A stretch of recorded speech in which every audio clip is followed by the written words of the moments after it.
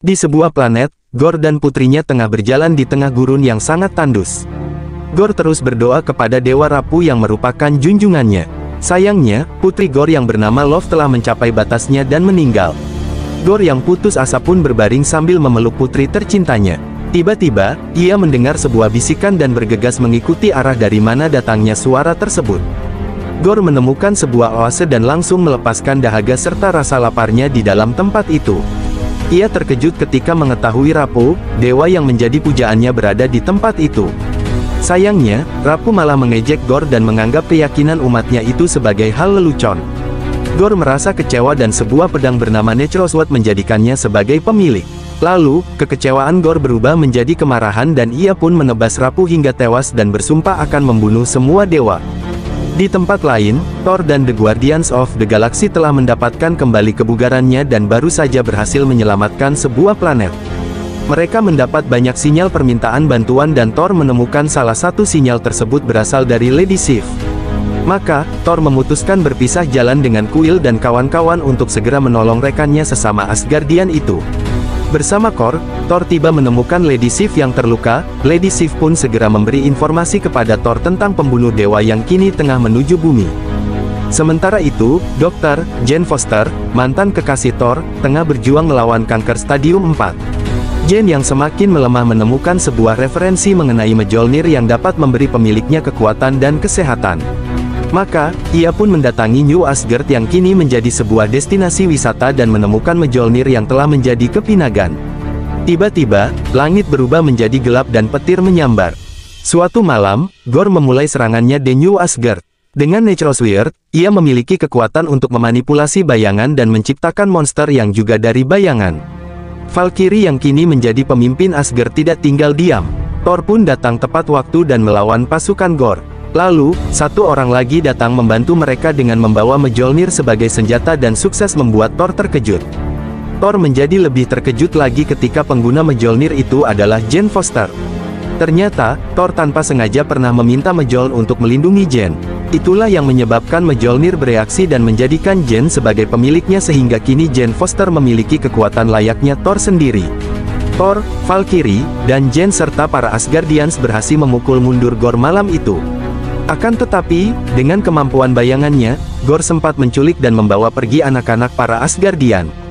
Setelah menenangkan penduduk New Asgard, Thor mendapatkan petunjuk melalui kemampuan Excel Putra Heimdall bahwa Gorr menahan anak-anak Asgardian di alam bayangan. Lalu, bersama Valkyrie, Jane, dan Korg, Thor pun pergi menuju kota para dewa dan meminta bantuan berupa pasukan untuk menghentikan Gorr. Sayangnya, Zeus yang merupakan pemimpin para dewa meremehkan peringatan dari Thor. Bahkan, ia menjadikan Thor sebagai bahan tertawaan dan meremehkannya. Thor yang mengetahui alasan Zeus sebenarnya adalah takut dengan Natural Sword yang berada di tangan Gorr pun menjadi marah. Dengan bantuan Valkyrie, Jane, dan Korg, Thor pun menghajar pasukan para dewa. Zeus menyerang dengan senjata petirnya dan menghancurkan Korg meski tidak menewaskannya. Kemudian, Zeus menggunakan petirnya kembali untuk menyerang Thor, tetapi Thor menangkap dan membalikkan petir itu hingga menembus tubuh Zeus sendiri. Setelah Valkyrie dengan cekatan mencuri petir tersebut, Korg bersiul memanggil kapal dan kawanan Thor pun segera pergi meninggalkan kota para dewa. Thor dan timnya tiba di alam bayangan, tetapi mereka tidak menemukan anak-anak Asgardian. Lalu, Jane menemukan sebuah petunjuk melalui sebuah gambar kuno dan menyimpulkan bahwa Gorr telah menjebak mereka. Gorr sengaja memancing Thor ke alam bayangan untuk merebut Stormbreaker agar bisa mengakses jalan masuk menuju Eternity.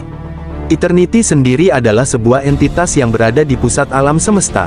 Siapapun yang dapat mencapainya akan mendapat kesempatan untuk mewujudkan apa saja keinginannya. Tidak sulit untuk menebak bahwa Gorr akan menyampaikan keinginannya untuk memusnahkan para dewa kepada Eternity. Jane membuang Stormbreaker agar Gorr tidak dapat menggunakannya, tetapi Gorr menyerang mereka dengan kekuatan penuhnya yang dari alam bayangan dan membuat mereka semua tidak berdaya. Gorr mengetahui Jane sedang sekarat dan akan membunuhnya sehingga Thor terpaksa memanggil Stormbreaker kembali. Ia memanggil monster-monster bayangan dan memulai pertarungan dengan Thor dan yang lainnya. Gorr berhasil melukai Valkyrie dan kondisi Jane semakin melemah sehingga Thor membuka Bifrost dengan Stormbreaker dan hendak membawa semua temannya pergi. Sayangnya, Gorr berhasil merebut Stormbreaker di saat-saat terakhir. Kembali di New Asgard, Valkyrie dan Jane sedang mendapat perawatan medis. Meskipun tidak fatal, luka Valkyrie membuatnya harus beristirahat, tetapi kanker dalam tubuh Jane membuat kondisinya semakin kritis. Maka, Thor memutuskan untuk kembali melawan Gorr seorang diri dengan membawa petir Zeus. Thor sampai di altar Eternity dan mendapati Gorr tengah menggunakan Stormbreaker untuk membuka jalan masuknya. Namun, ia lebih memprioritaskan keselamatan anak-anak Asgardian dan membebaskan mereka terlebih dahulu. Gorr menciptakan monster-monster bayangannya untuk menahan mereka, tetapi Thor menggunakan petir Zeus untuk memberi kekuatan pada anak-anak Asgardian sehingga mereka bisa bertarung melawan para monster. Thor pun memulai pertarungannya melawan Gorr. Akan tetapi, Gorr masih terlalu kuat bahkan hampir membunuh Thor. Jane merasakan Thor dalam bahaya dan segera mendapat respons dari Mjolnir untuk menyelamatkan dan membantu kekasihnya. Jane mengerahkan seluruh kekuatannya dan Mjolnir hingga berhasil mengalahkan Gorr. Meski demikian, Jane harus menghadapi kenyataan bahwa dirinya pun telah sekarat. Di sisi lain, Thor terlambat menghentikan Stormbreaker sehingga jalan masuk Eternity kini pun telah terbuka. Di depan Eternity, Thor mengatakan bahwa sebenarnya Gorr hanyalah mencari cinta. Thor juga berkata bahwa Gorr memiliki kesempatan untuk menghidupkan anaknya kembali. Sementara itu, Thor sendiri memilih untuk menyerah demi menemani Jane di saat-saat terakhirnya. Gorr menyaksikan Thor dan Jane dengan saksama. Sementara itu, dirinya sendiri telah sekarat sebagai konsekuensi karena telah menggunakan Natural Sword. Saat mendekati ajalnya, Gorr memikirkan jika anaknya hidup kembali, siapa yang akan menjaganya karena ia sendiri telah mati. Namun, Jane meyakinkan Gorr bahwa Love tidak akan sendirian dan memberi sebuah isyarat kepada Thor sebelum mengembuskan napas terakhirnya. Akhirnya, Gorr memilih untuk menghidupkan Love kembali dan meminta Thor berjanji untuk merawat dan menjaga putri satu-satunya itu. Thor pun bersedia melakukannya dan Gorr meninggal dengan tenang. Para dewa selamat, begitu pula anak-anak Asgardian.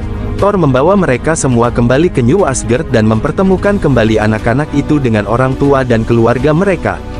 Beberapa waktu telah berlalu. Kini, anak-anak Asgardian mendapatkan pelatihan bela diri dari Valkyrie dan Lady Sif.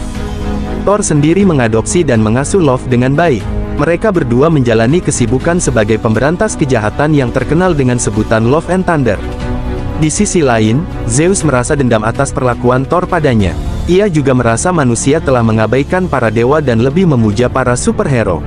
Maka, ia mengutus putranya yang bernama Hercules untuk menjatuhkan Thor dan memberi pelajaran kepada umat manusia. Jane Foster tiba di Valhalla. Heimdall menyambut Jane dan berterima kasih karena telah menolong anaknya.